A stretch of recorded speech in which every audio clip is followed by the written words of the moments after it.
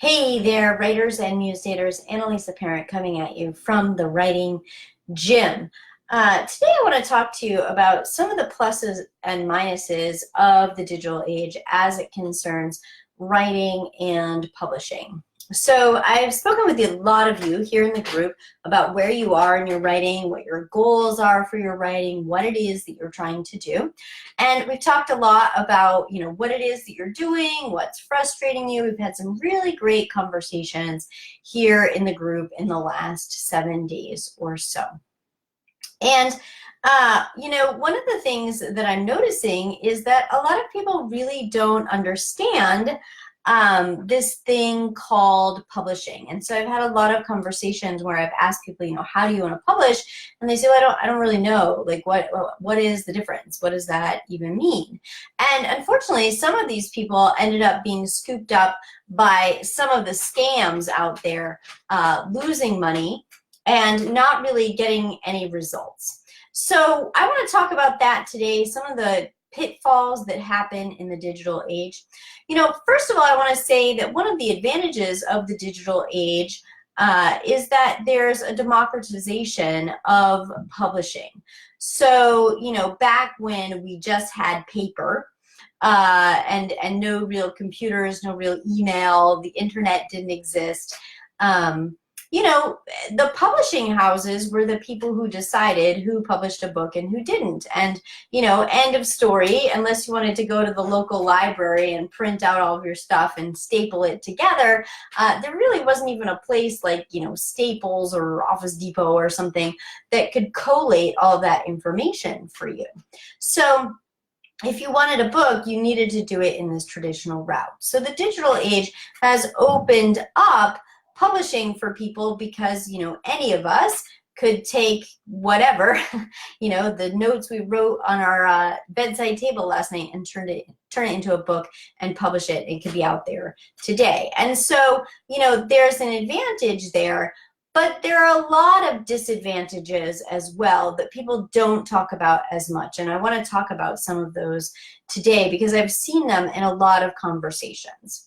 So the first one is not really doing your research and finding out, there are 3 different ways to publish. If you don't know what those are, it's really important to understand what you're getting into. Am I entering a traditional publishing contract? Am I entering a hybrid? Is this some kind of like done for you self-publishing thing, or am I actually self-publishing myself?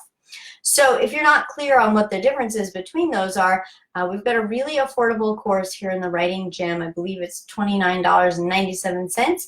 And it's called The Paths to Publication. It'll walk you through all of the different types of publications, pros and cons of each, so that you can really make an educated decision about the very best way to publish. I'll throw a link in the comments if you want to know more about that course.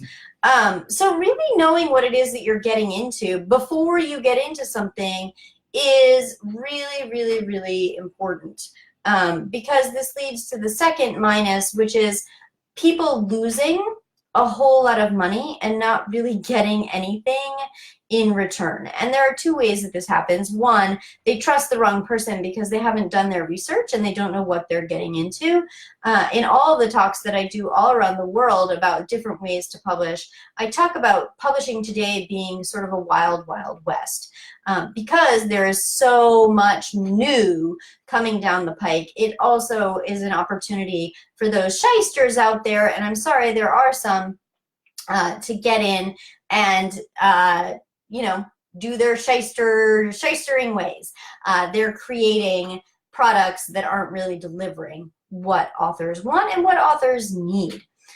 So, that's one of them. The other is that people are being sold sort of affordable or cheap solutions that aren't really affordable or cheap solutions. So one of the things that happens over in the done for you world, or do it yourself world, either way, is that it looks like it's just going to be like, oh, $20 for a cover, oh, $10 for an edit, and 5 months later, it turned out that it was $200 and then $2,000 and then $50 here and then, right? And pretty soon you've spent so much money that you could have actually gotten a lot more return on investment if someone hadn't tried to nickel and dime you all along the way down that path.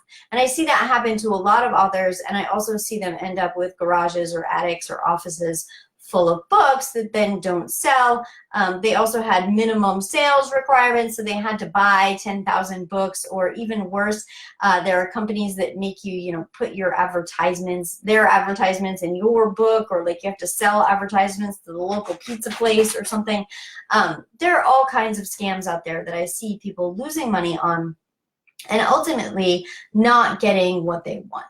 And I think what most authors want is they want to be able to tell their story. They want people to read their story. They want people to enjoy their story. They want to share their message with other people, whatever that is, whether they've got a really important idea that they want to convey to others, or if they've got just a story that's important to them for whatever reason to share with the world. I think that authors come from an artistic standpoint when it comes to that.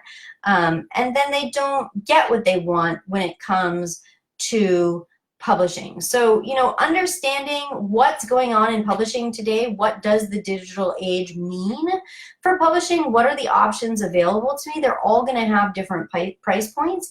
I hear people who say all the time, well, I can't afford that. I can't invest in myself. I don't have any money.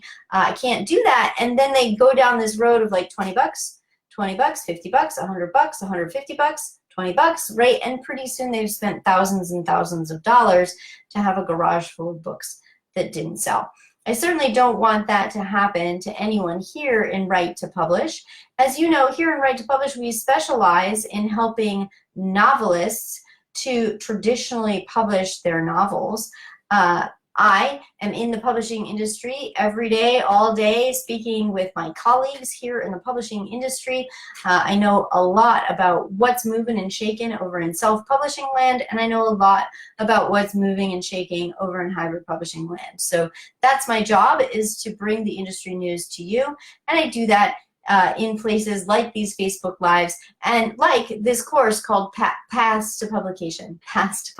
So I hope you check out Paths to Publication. It's really going to inform you on what the very best option is for you. And then, if it makes sense, I'm happy to chat with you about how you can reach your publishing goals and do it in a wise way that wastes neither your time nor your money and gets you to the actual goals that you want to achieve. Happy writing.